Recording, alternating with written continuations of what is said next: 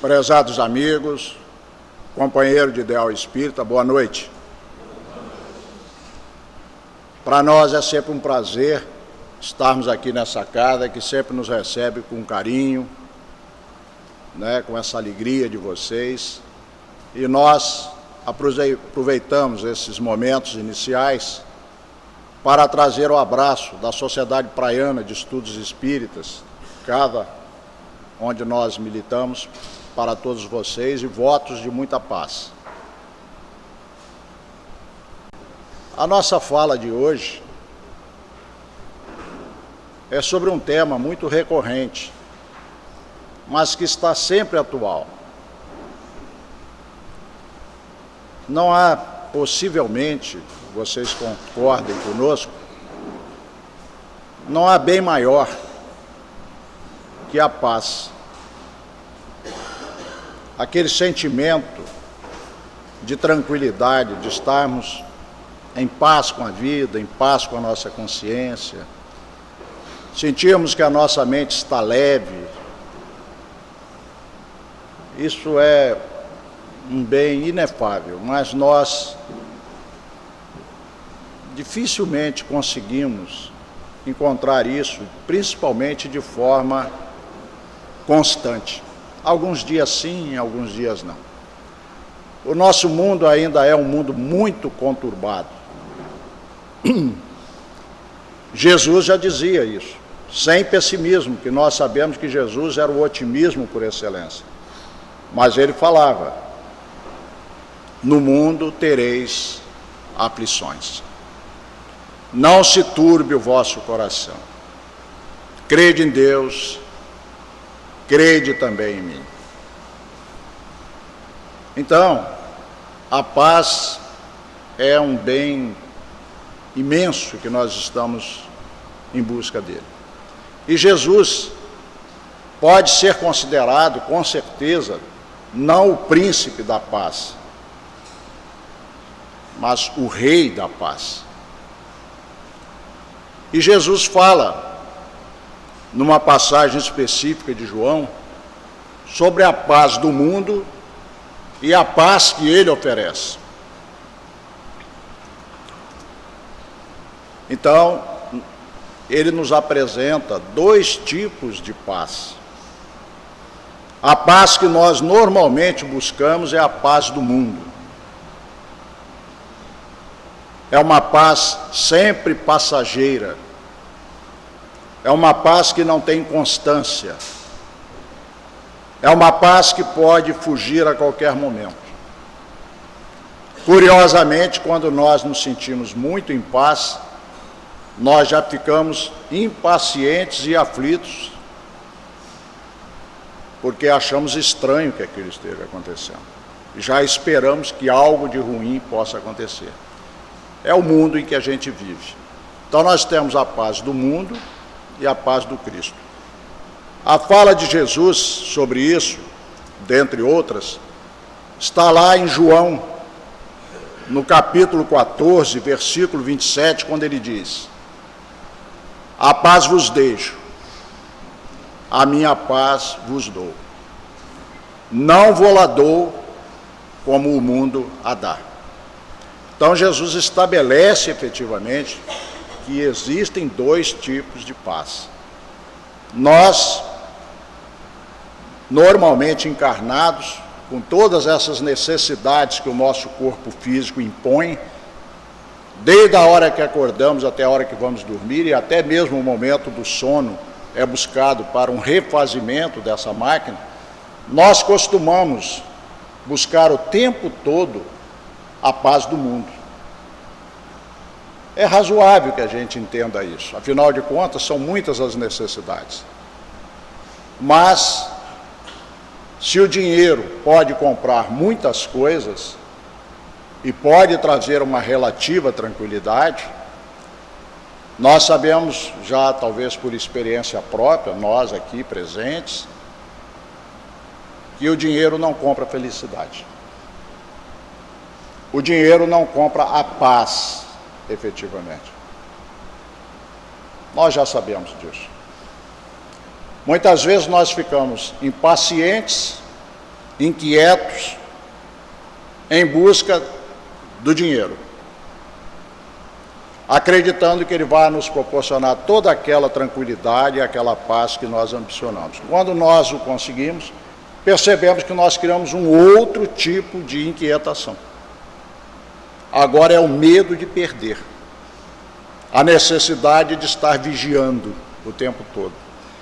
Por isso que Jesus, tão sábio, conhecedor tão profundo da alma humana, sabia do que estava falando. É uma paz sempre muito volátil, muito passageira. É a paz do mundo. A paz que ele oferece, ela é diferente. É uma paz diferente. Emmanuel, numa de suas inúmeras dissertações tão profundas, ele fala que a paz do mundo geralmente significa o silêncio temporário dos canhões. É interessante observar que na história da humanidade, nós não vivemos até agora 1 minuto de paz no planeta. Observem que nesse momento nós temos conflitos bélicos. Nós estamos falando da guerra menor do trânsito, da guerra menor da concorrência, da guerra menor das famílias, não. Estamos falando de guerra mesmo. Conflitos bélicos, à base de armas. Nesse momento nós temos quantos focos de guerra no mundo? E observem a história e que nós vamos perceber que durante toda a história do homem, nunca houve no planeta um momento efetivamente de paz. Sempre um conflito bélico em algum lugar, quando não vários ao mesmo tempo. No século XX, nós tivemos 2 grandes guerras, chamada Guerra Mundial, a Primeira e a Segunda Guerra Mundial. Talvez não seja por acaso, isso é dedução minha, nunca encontrei efetivamente isso escrito em algum lugar, mas acredito que não seja por acaso, que no século XX nós tivemos ao mesmo tempo, embora tenham nascido em momentos diferentes, desencarnado em momentos diferentes, mas nós tivemos num determinado momento esses 3 espíritos ao mesmo tempo na Terra. Nós os consideramos 3 discípulos, ou 3 grandes discípulos de Jesus. Madre Teresa de Calcutá, Gandhi e Chico Xavier. Observem, e eles passam pelo século XX. São todos os 3 embaixadores da paz. Todos os 3 trouxeram exemplos de paz. Não da paz do mundo, mas da paz do Cristo. Eles são representantes da paz do Cristo. Todos 3. Seria, por acaso, a presença de espíritos superiores na Terra se faz de tempos em tempos. Se nós olharmos a história da humanidade, nós vamos ver que Jesus, como governador da Terra, como nos esclarece Emmanuel, jamais deixou a Terra desamparada, em nenhum de seus povos. Então ele manda emissários de tempos em tempos em todos os lugares. Tanto é assim que a regra áurea, ela é conhecida na Terra antes do Cristo. Ela é reafirmada pelo Cristo e é trazida posteriormente por outros pensadores, por outros representantes dele. O que Emmanuel realça para nós é que Jesus manda seus emissários levar essa mensagem. Então ele não é original quando ele fala na regra áurea. Amar ao próximo como a si mesmo. O que difere Jesus de todos os seus emissários é que ninguém como ele exemplificou a regra áurea. Os outros falaram, os outros ensinaram, mas ninguém de forma tão profunda quanto Jesus. Essa é a diferença. Para falarmos de paz interior, nós poderíamos buscar a vida de qualquer um desses três, Madre Teresa, Gandhi ou Chico Xavier. Todos os três são exemplos maravilhosos dessa paz. Eles podem nos ensinar como que eles conquistaram essa paz. Todos os três. Mas nós preferimos, nessa noite, trazer para vocês exatamente Gandhi. Por quê? Porque Madre Teresa, nós sabemos, veio na Igreja Católica. Então, o cristianismo está muito claro na postura dela. Chico veio no Espiritismo, e nós sabemos que o Espiritismo é o cristianismo redivivo. Mas Gandhi veio na Índia. Nasce aprendendo as ideias de Deus, pelo menos nessa encarnação, no Bhagavad Gita. Embora ele já fosse um espírito diferente. Porque ele fala, nos relatos que faz sobre sua vida, aqui e ali, que desde criança ele aprendeu a olhar Deus, não apenas no Bhagavad Gita, mas também no Alcorão. Ele não tinha essas separações. É só lembrar que a Índia era um país subjugado pelo poderio inglês e internamente com grandes conflitos, principalmente de ordem religiosa, devido a uma grande divisão entre os hinduístas e os muçulmanos. Ele já mostra ali uma disposição diferente. Ele consegue ver Deus nos dois livros sagrados, Alcorão ou Bhagavad Gita, estou sendo repetitivo. Mas mais tarde, Gandhi vai conhecer o pensamento de Jesus.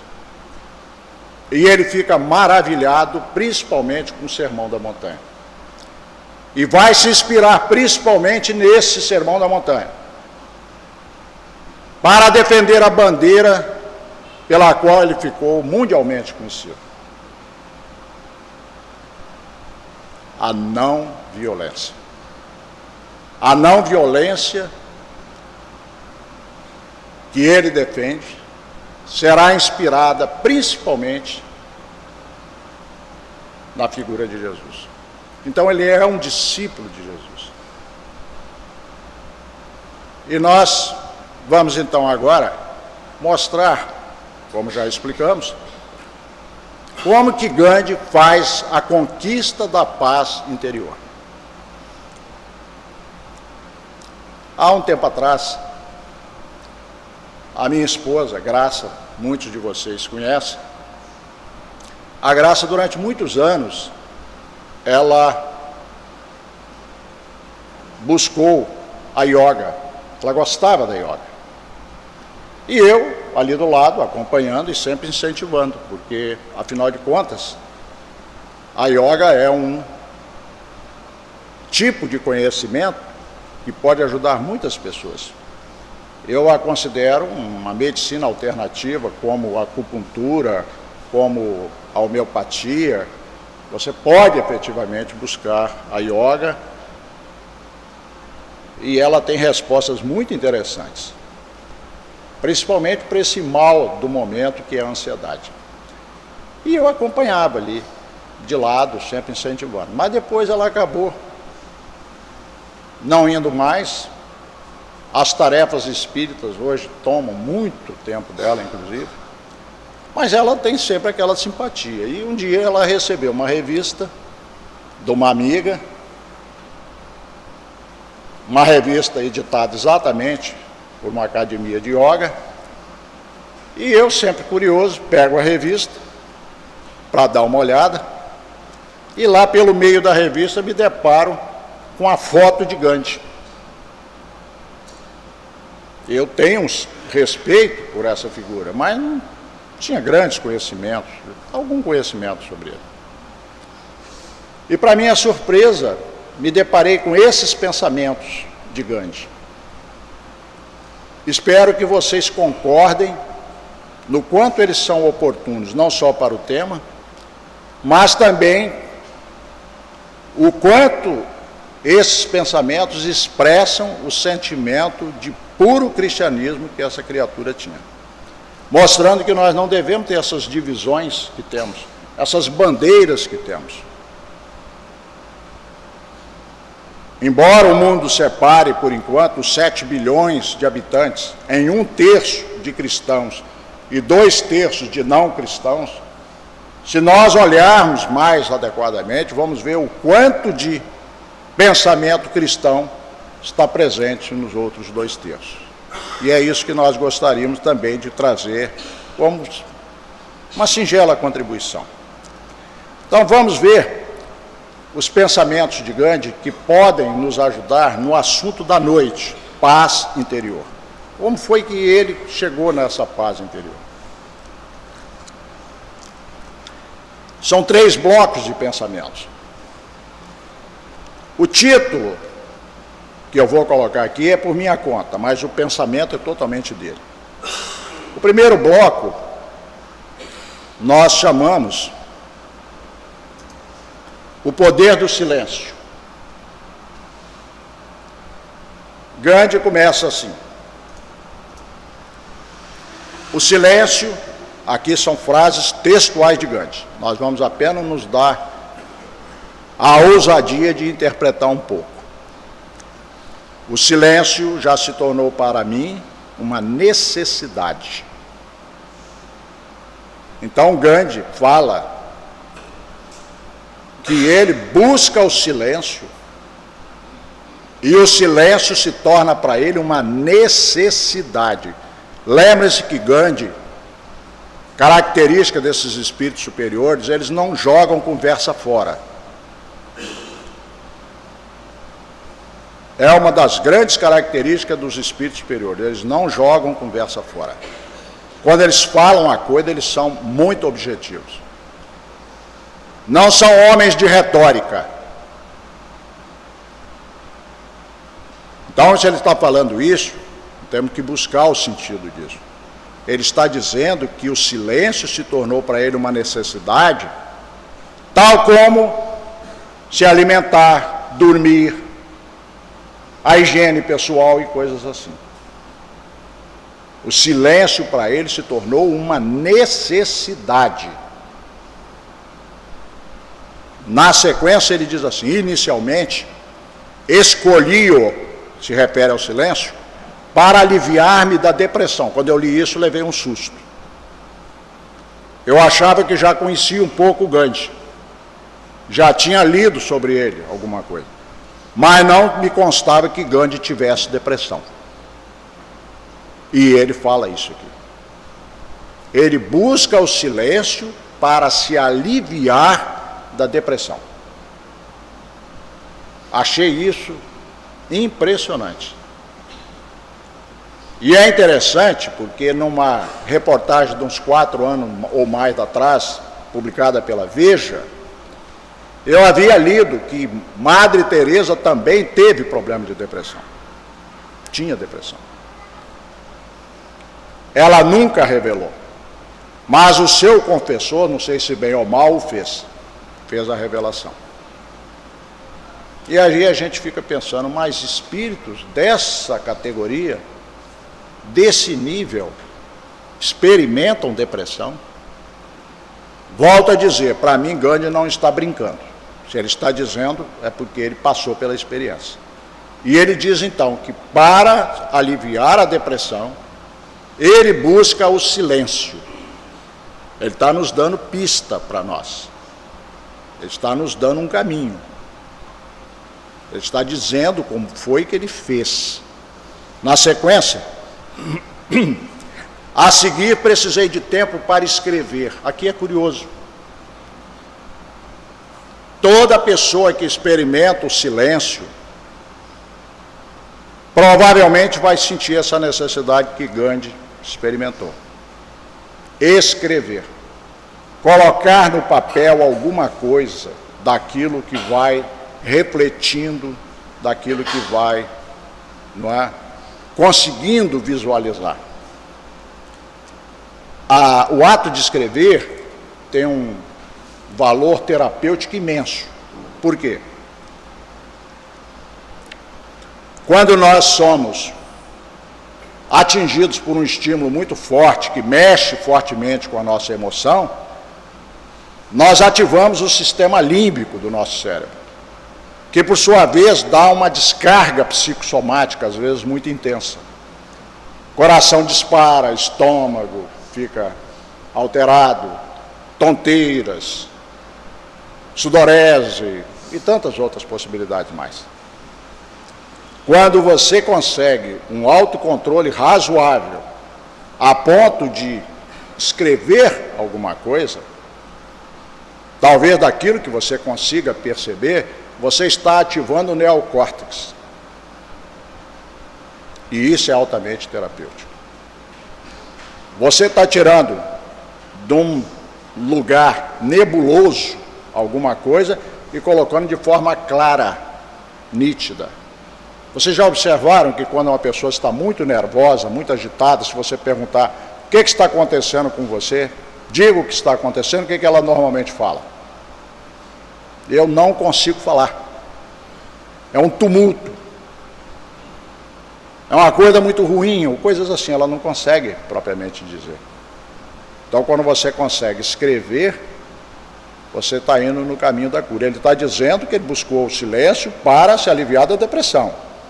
Está dizendo que ele recorreu a um recurso de escrever. Não é livro que ele está falando aqui.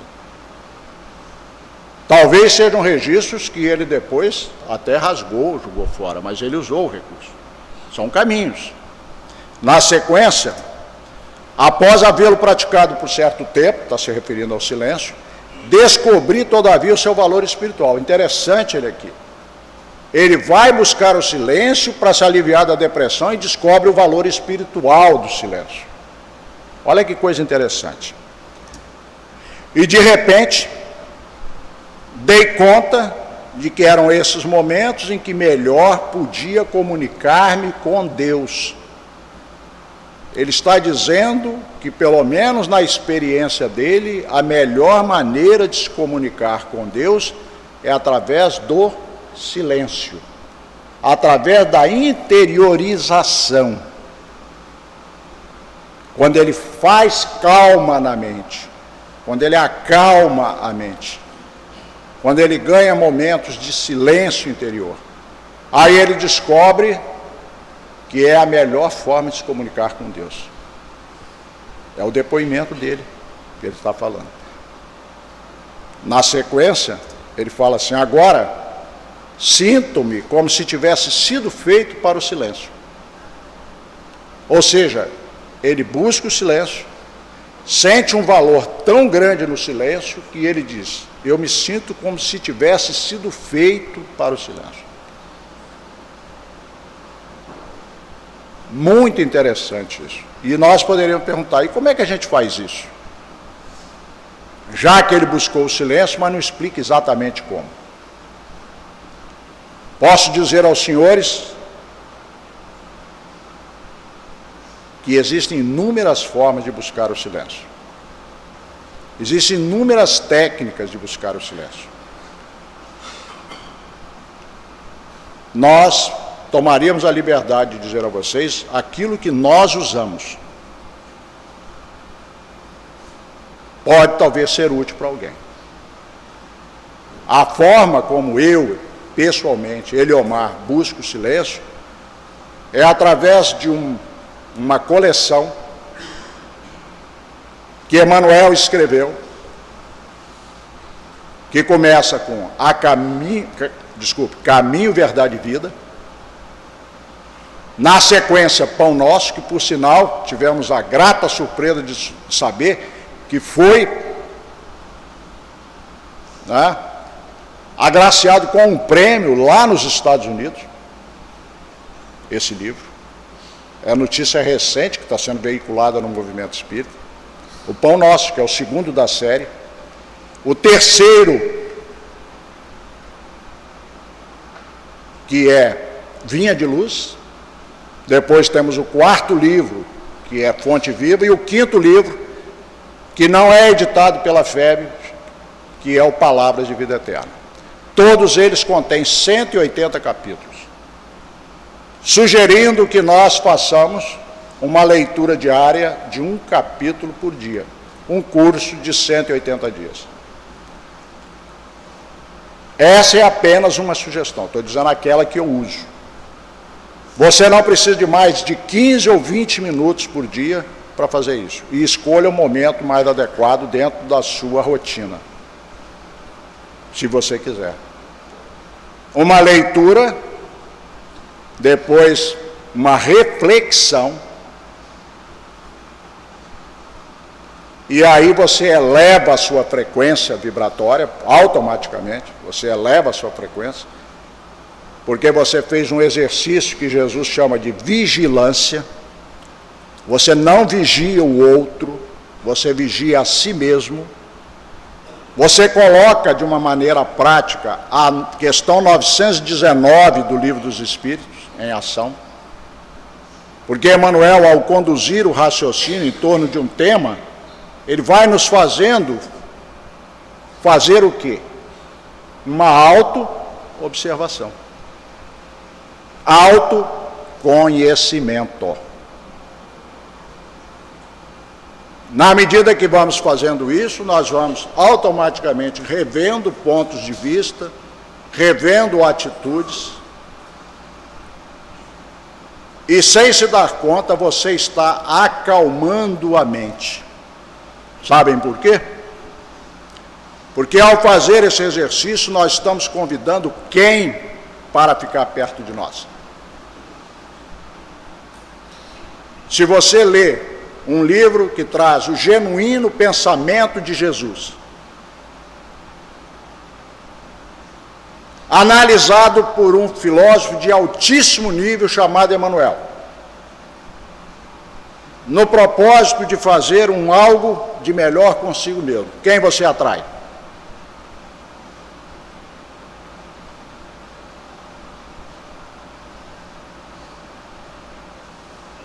Percebem?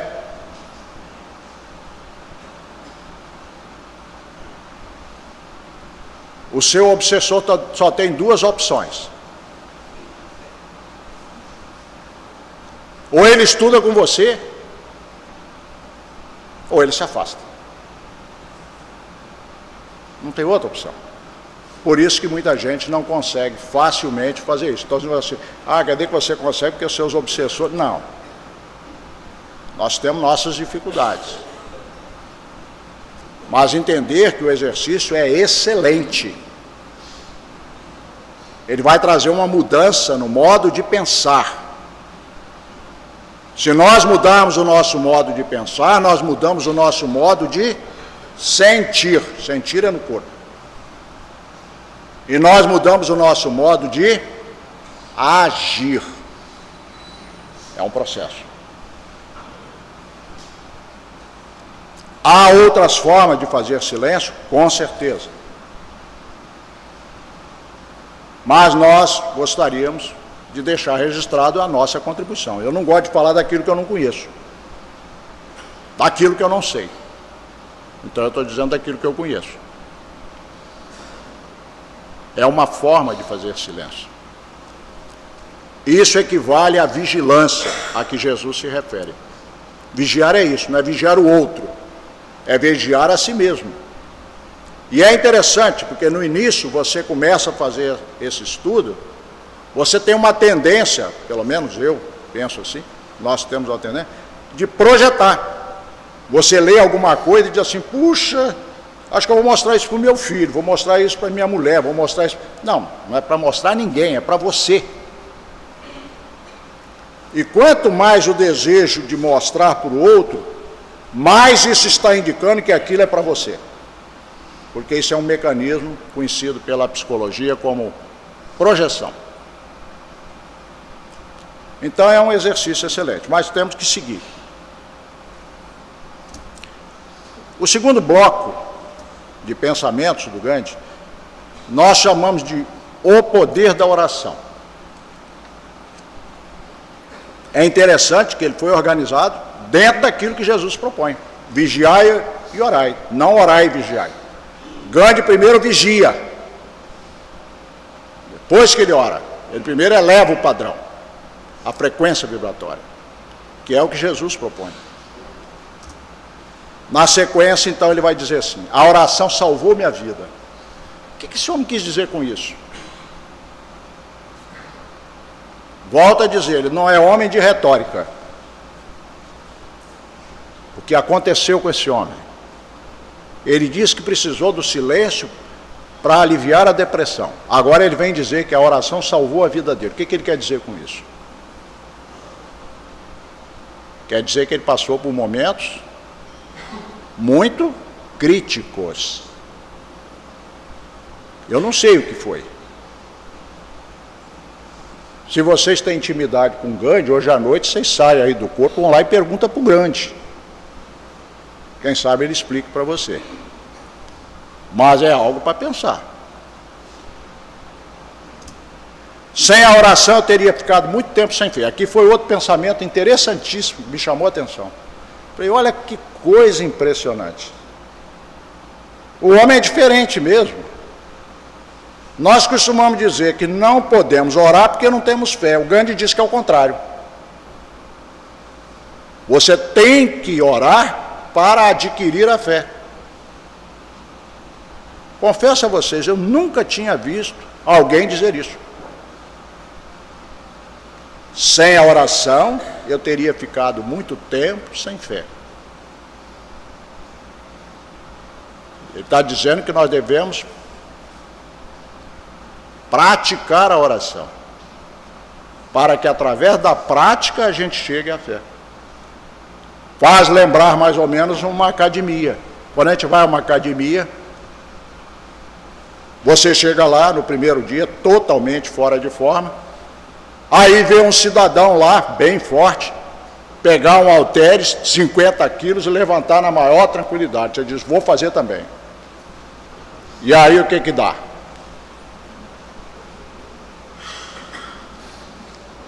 No meu tempo de criança, o pessoal fala que o sujeito fica escadeirado. Já ouviram falar nisso? Escadeirado. Depois fica no estaleiro um mês para consertar aquela doideira. E provavelmente não levanta 50 quilos de uma vez. Só tenta. Tenta e se arrebenta. Mas se essa pessoa disser, não, mas eu vou chegar ao ponto que esse cidadão aí chegou. Você pode? Pode. Como? Com disciplina, determinação, constância. E aí você começa como? 5 quilos. Depois 10 quilos. E vai até um ponto em que você chega lá. É isso que o Gandhi está falando. Um dos problemas mais críticos que nós temos no momento para viver esse desafio que estamos vivendo, essa inquietação que está presente no mundo, é termos um porto seguro, é termos onde nos apoiar. E a fé tem esse valor. E é exatamente nesse momento que nós percebemos que a nossa fé é frágil. Então nós precisamos de alguma coisa. O Gandhi está dando os caminhos para a gente, como Madre Teresa faria, como Chico faria, outros fariam. Nós estamos escolhendo o exemplo dele aqui, como já dissemos, para mostrar o quanto ele foi e é cristão, discípulo de Jesus, não temos a menor dúvida. Ela salvou-me do desespero. O que esse homem quer dizer com isso? A oração o salvou do desespero. O que significa desespero? O prefixo des significa o quê? Não esperar. Não esperar mais nada. O indivíduo que chega no desespero é aquele indivíduo que diz: não tem mais saída. Não espero mais nada. Cheguei no fundo do poço. Não há solução. E o Gandhi disse que ele fez o quê? Ele recorreu à oração e ela o salvou desse momento. Olha que coisa fantástica. E nós sabemos o que foi esse homem.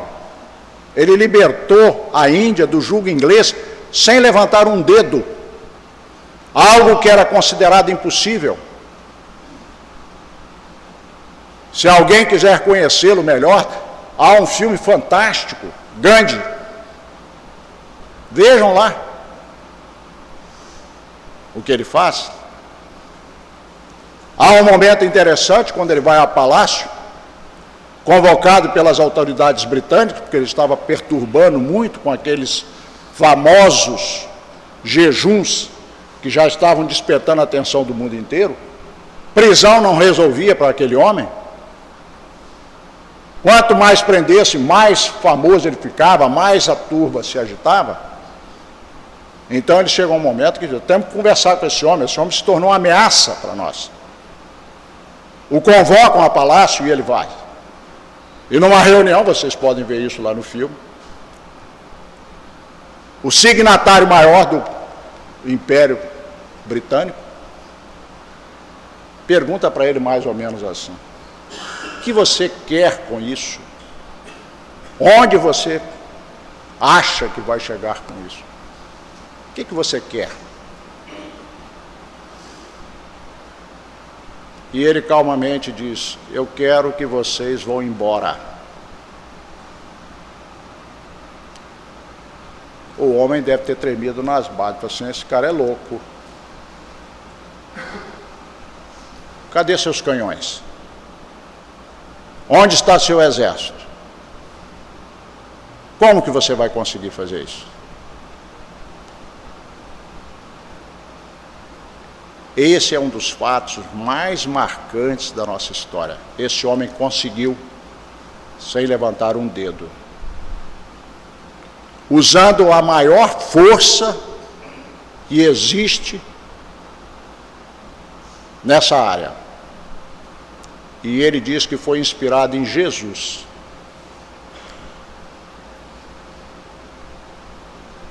A não violência, que inspira mais tarde Martin Luther King, que por sinal paga a ousadia com a mesma condição. Morre pela sua causa, tal como Gandhi. Não tenham dúvida, senhores.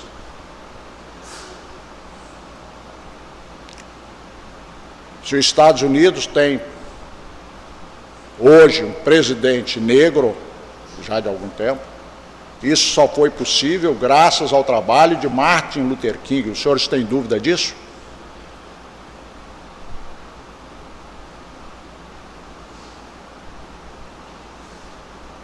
Que se inspirou em quem? Em Gandhi, que se inspirou em quem? Jesus. Depois nós vamos ver um outro líder que se inspira também na mesma não violência e faz um trabalho fantástico na África do Sul. Mandela. Precisamos parar para ver esses exemplos. São cristãos verdadeiros. O tempo não permite que a gente discorra muito. Vamos em frente? Com o tempo, a minha fé aumentou. E a necessidade de orar tornou-se mais irresistível. Aqui é uma coisa interessante. ele cria o que a gente chama de círculo virtuoso. A pessoa não crê e não ora, não ora e não crê, não crê e não ora e não ora e não crê. Ele sugere o quê? Você ora e começa a crer e ora e aumenta a fé e vai então fazendo um círculo virtuoso.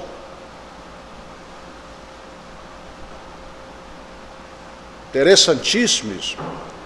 Tanto que ele sente e a necessidade de orar se tornou mais irresistível. A minha paz muitas vezes causa inveja. Ela vem me da oração. Ele diz que a paz dele vem da oração. Mas o que chama atenção também é o seguinte: como nós somos. A nossa humanidade é tão carente de valores que o sujeito tem inveja até da paz do sujeito. Tem inveja do carro, tem inveja da casa, tem inveja disso, tem inveja, mas tem inveja até da paz. Eu volto a dizer, Gandhi não joga conversa fora. Gandhi era um homem que falava pouco.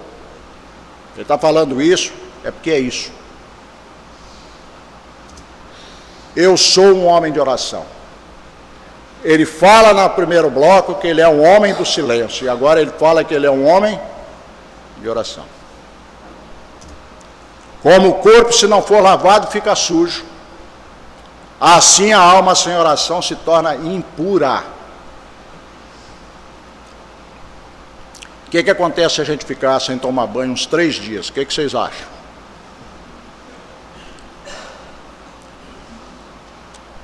Se ficarmos uma semana, se ficarmos um mês, se ficarmos 6 meses sem tomar banho, se ficarmos um ano, tem gente que fica um ano inteiro sem fazer uma oração.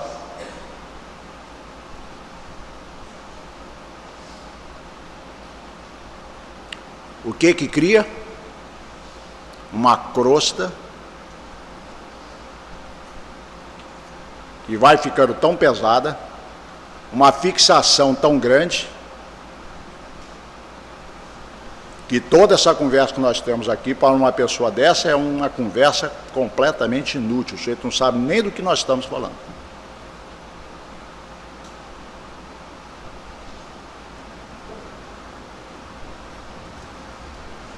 O terceiro bloco me chamou muita atenção. O poder da ação. Um homem da categoria do Gandhi tinha que ser assim. Ele desce da montanha. Ele não fica na pura contemplação. Ele vai para a ação. Olha o que ele fala. Se eu pudesse deixar algum presente a você, deixaria aceso o sentimento de amar a vida dos seres humanos. Ele não tinha nada para oferecer. Gandhi não tinha nada. Do ponto de vista material, ele não tinha nada. Então, ele não tinha como dar um presente à pessoa. Então, ele disse, se eu pudesse deixar um presente para você, deixaria aceso o sentimento de amar a vida dos seres humanos. Ou seja, um autêntico cristão. Se nós queremos paz verdadeira, ele está dizendo que nós precisamos buscar o silêncio, buscar a oração, mas depois buscar o quê? A prática do bem.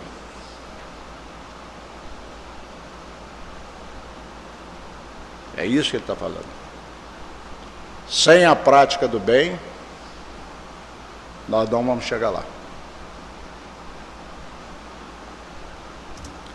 A consciência de aprender tudo o que foi ensinado pelo tempo afora.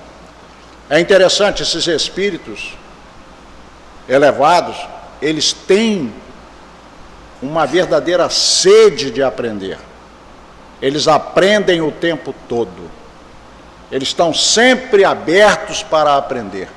Nunca se consideram sábios, nunca se consideram mestres. Eles estão sempre prontos a aprender. É o que ele está falando aqui. Lembraria os erros que foram cometidos para que não mais se repetisse. Outra coisa de gente grande. A maioria de nós, quando erras, entra em culpa e fica numa cobrança, uma autocobrança inútil, desnecessária, e às vezes se acabando em angústias completamente disparatadas. Grande não. Lembraria os erros que foram cometidos para que não mais se repetisse, ou seja, nada de lamentar os erros, aprender com eles e tocar em frente. A capacidade de escolher novos rumos. Então você reflete sobre os erros e toma novos rumos. De quem vocês lembram com essas frases? Quando eu li isso aqui, lembrei de Chico. Lembra de Chico? Chico fala isso. Nós estamos acostumados com Chico Xavier, reproduzindo o pensamento dos benfeitores espirituais, mas Chico por si mesmo era um sábio. Todos que conviveram com ele sabem disso. Ele acabou se tornando um sábio. Há um dos seus pensamentos que depois que ele desencarna se tornou quase que uma bandeira. E que é exatamente isso que Gandhi fala com outras palavras. Embora ninguém possa voltar atrás e fazer um novo começo, qualquer um pode começar agora e fazer um novo fim. Não é a mesma coisa que o Gandhi falou? A Madre Teresa expressa o pensamento dela sobre isso de uma outra maneira interessantíssima. O passado já foi. O futuro ainda não chegou. Só temos o hoje. Vamos começar agora. 3 espíritos falando a mesma coisa, de forma diferente, amparados na sua experiência. Que coisa fantástica. Vamos em frente? Deixaria para você, se pudesse, o respeito àquilo que é indispensável. Aí ele mata a gente. O que é indispensável para Gandhi?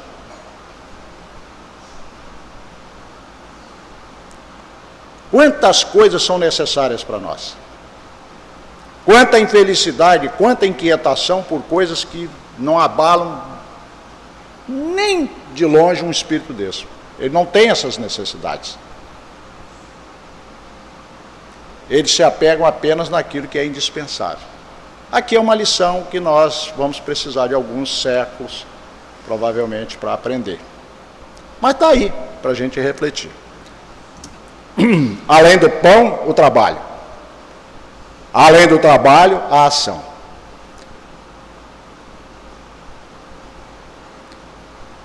Coisa de gente grande. Nós buscamos o trabalho por quê? Porque gostamos, porque temos prazer. Raros são os espíritos na Terra que buscam o trabalho por prazer. A maioria de nós, e eu me incluo nessa condição, nós vamos para o trabalho por quê? Porque precisamos. Há mais de uma pessoa que diz: eu só trabalho porque sou obrigado. Se eu não fosse obrigado, eu não trabalharia. Se eu não precisasse, não trabalharia. Nós ainda estamos muito longe da condição desses espíritos.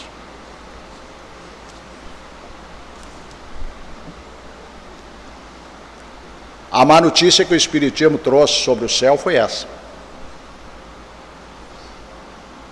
O Espiritismo diz para nós que o céu não é aquilo que a gente sonhava, aquele doce fazer nada.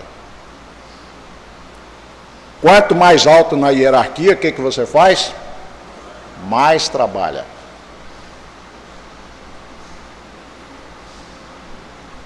Por isso que ele está falando, além do pão, o trabalho.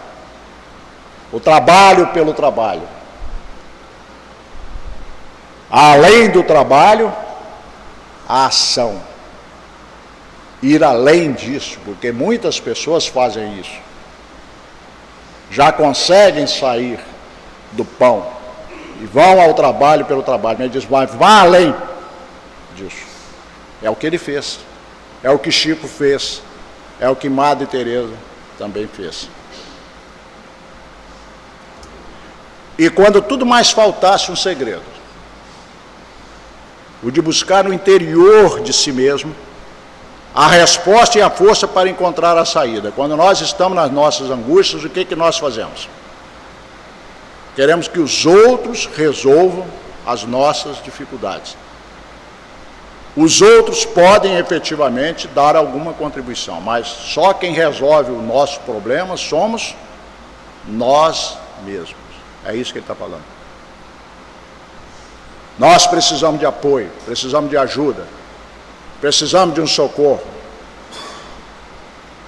Mas a solução efetiva do nosso problema depende de nós. É isso que ele está falando. E ele sabe do que está falando. Há uma frase, para fechar isso daí, que eu destaquei, porque essa ficou muito conhecida. Aqueles outros pensamentos eu não conhecia, como já falei aqui no início da fala. Seja a mudança que você deseja ver no mundo. Dá para pensar um mês, não dá? Nós queremos que o mundo mude. Nós queremos que as pessoas mudem. Nós queremos que as condições melhorem. E o que nós estamos dispostos a fazer?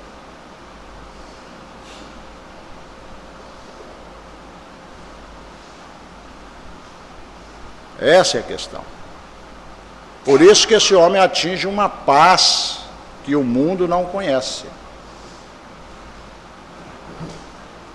Porque não é essa paz fantasiosa que a gente busca. Na sequência ainda, para reforçar essa frase que ele coloca no final, eu fui buscar uma outra frase de um discípulo dele. Esse discípulo dele, conhecido no Brasil, desencarnou agora há pouco tempo, já veio a Vitória várias vezes. E numa das vezes, ou duas, três, não, umas 3 vezes que ele veio, naquela época a que me referi, eu fui ver a palestra desse homem. E eu achei esse velhinho fantástico. Que sabedoria. E um cristão verdadeiro, hein? Vocês vão saber de quem a gente está falando agora. Esse velhinho, num dos seus livros, coloca essa frase que é a mesma coisa que o Gandhi falou. Não peça, ofereça. Se você está triste, não peça alegria. Ofereça alegria. Se você está pessimista, ofereça otimismo.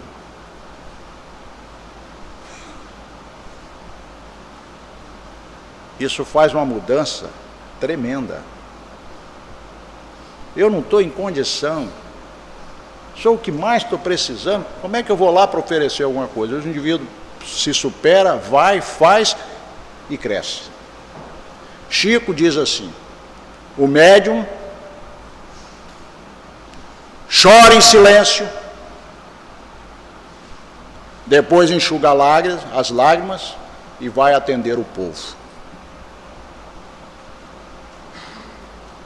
Bom, a nossa energia está querendo complicar aqui, ainda bem que nós estamos no final. Mas nós estamos no finalzinho, vai dar, se Deus quiser. Esse homem se chama Hermógenes.